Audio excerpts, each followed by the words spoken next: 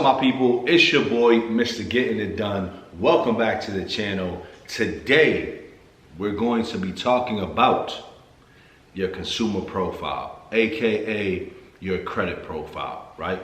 So most of us, we understand that we have a credit report, right? But we also have a credit profile, and we need to understand that that credit profile needs to be accurate and up to date at all times. And some of us, we don't know that, right? Some of us that are not involved in our credit, some of us that don't check our credit often, if we're not subscribed to a monitoring service, we don't check our credit to see exactly what's in our profile. And then when I'm talking about profile, I mean our consumer section, right? Our personal information section specifically, right? So there's a multitude of individuals out there in the world, millions of people that have errors on their credit report, right? 67% of Americans have an error on their credit report, and that can be as simple as, you know, your name being spelled wrong, multiple variations of your name, addresses, wrong addresses, whatever the case is, right? So, you know, it's very important that our consumer personal information section is 100% accurate without a doubt,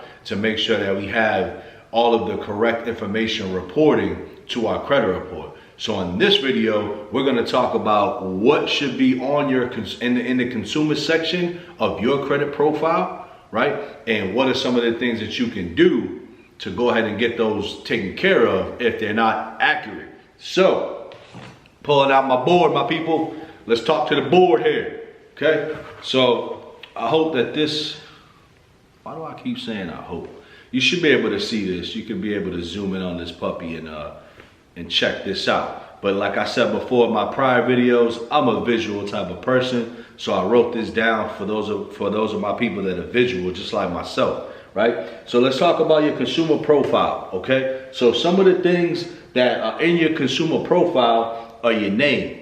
Okay, so we want to make sure that you have the correct name, not different variations, not 1, 2, 3 versions of your name, but one version of your name, the way that it's spelled exactly on your license, on your date of birth, on your social security card, right? So the correct name needs to be on there, just one, not multiple, just one, right? The same thing for your address, right? Your most recent current address, the one that's on your license, the one that you're paying utility bills for, right? We need to have one address on our consumer report at all times. Some of us have 5, 6, 7, 8, 9, 10 addresses, and that's no bueno. Because that, if a lender pulls your credit report, right, they're gonna see 10 addresses, and they're gonna see that they're gonna think that you're bouncing around everywhere, right? Those addresses can be like from 10, 20 years ago, whatever the case is. But if you let them linger on your credit report, then it's gonna look like you're unstable and that you bounce around, and that equates to you looking like you're high risk, which results in a denial of credit. So understand the importance of this personal information section on your consumer report being 100% accurate. One name, one address, the one that's on your license, okay? Correct employer. So your employer information needs to be up to date and current, right? So if you have multiple employers, 3 or 4 employers, or whatever the case is on your credit report, that looks like you're unstable with your job, right? So you want to have one employer reporting, okay, and you have access to this information.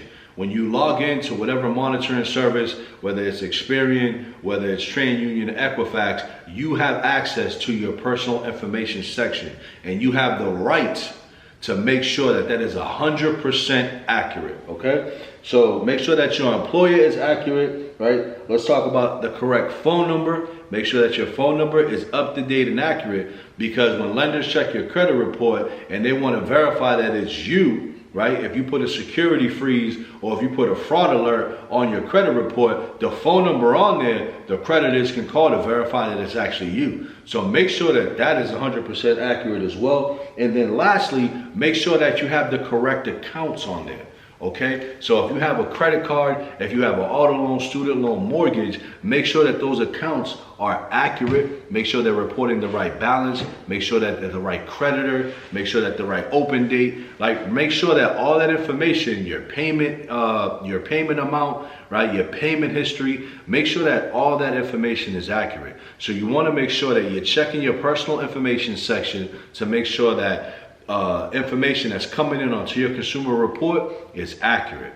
Okay, and let's say, for instance, you have multiple names like I did. I had like 4 or 5 variations of my name, and I had to get those straightened out. So there's a couple ways that you can do this. Each bureau is different. I'm going to talk about Experian, right, because they have a more streamlined process. Okay, so if you go to Experian.com, you can log in online for free, and you can check your credit information. Now, when you go to dispute, anything that's inaccurate, you want to dispute. So when you go to the dispute section on Experian, it'll allow you to upload documents, right? And the other two, TransUnion and Equifax, do not have that option. So Experian is a breeze. So when you go and you check your Experian credit profile, the personal information section, and if you see anything that's incorrect, all you got to do is draw up. And this is not a lot of people overthink these dispute letters, right? They want to cite every code out of the FCRA or etc., right? Not knowing that simplicity is the easiest way. So, dear Experian, I reviewed my credit report on such and such date, and I found the following inaccuracies. And then you put the different variations of your name, and then you put, I have attached a copy of my current driver's license, and this is how my name should be, and then you write out the correct, sincerely, your name, call it a day, right? It's really that simple. So you have a dispute letter that you print out. I recommend either handwriting it or typing it out so it's clear and legible, right? And you can upload that dispute letter and a copy of your license and utility bill straight to Experian, straight to the website. And once you upload it directly to Experian.com, then you just allow 24 hours and you give them a call and you actually speak to the fraud department, right? A lot of us get caught up with the first people that pick up the phone and they're just providing the service and giving you general information. But anything that comes to your credit report and information that you're trying to change and get removed and get deleted, you need to go straight to the fraud department, right? So once that rep picks up and they verify your name and your social, you just ask them kindly to transfer you to the fraud department. And when they transfer you to the fraud department, you're going to let them know that you uploaded a dispute letter because you're disputing the inaccurate information that's on your credit report. And you're going to also let them know that you uploaded a copy of your driver's license and utility bill that shows your real accurate name. Okay. And then they're going to check. And they're going to check their uploads. Once they confirm that they received that documentation, they'll open the dispute right there with you on the phone, right? They'll open up a dispute and then they'll go ahead and they'll remove all those variations in your name because they have the right one there, right with your ID. They have the correct spelling right there that's on your driver's license. They'll add that to your credit profile and then they'll delete the other ones. The same thing with your address, same thing with your phone number, same thing with your employer. Okay, so you want to make sure that all that information you can take care of with a quick call to Experian. Okay, TransUnion and Equifax is not that easy. You need to mail in an actual letter, right? So the same dispute letter I just told you, you go ahead and you draw that up, and then with that letter you're gonna put a copy of your ID, your license, and a utility bill.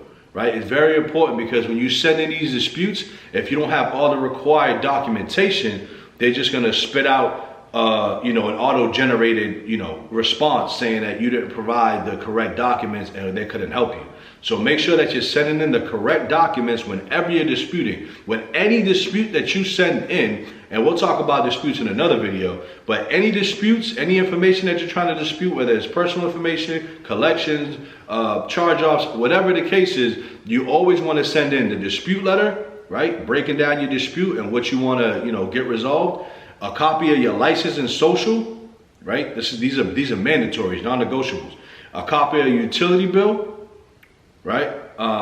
In your name, and it has to be recent within the last 30 days, right? So you want to send this in. So this is how they're going to verify and authenticate that it is actually you that is requesting the dispute and requesting this information be removed. Right? So TransUnion, you're gonna have to mail it in. You can do it certified. Everybody talks about doing it certified so that way you have a paper trail, or you can just send it without certified. Either way, it's gonna get there. And the same thing with Equifax. So Equifax, they have a fax number. So if you call them, you're able to, speak to the fraud department, get that fax number, right? And you can fax those documents in. Same thing like Experian. Wait the 24 hours and then give them a call. Once they confirm they received the fax, they'll open up a dispute right there with you on the phone, and you don't have to mail them.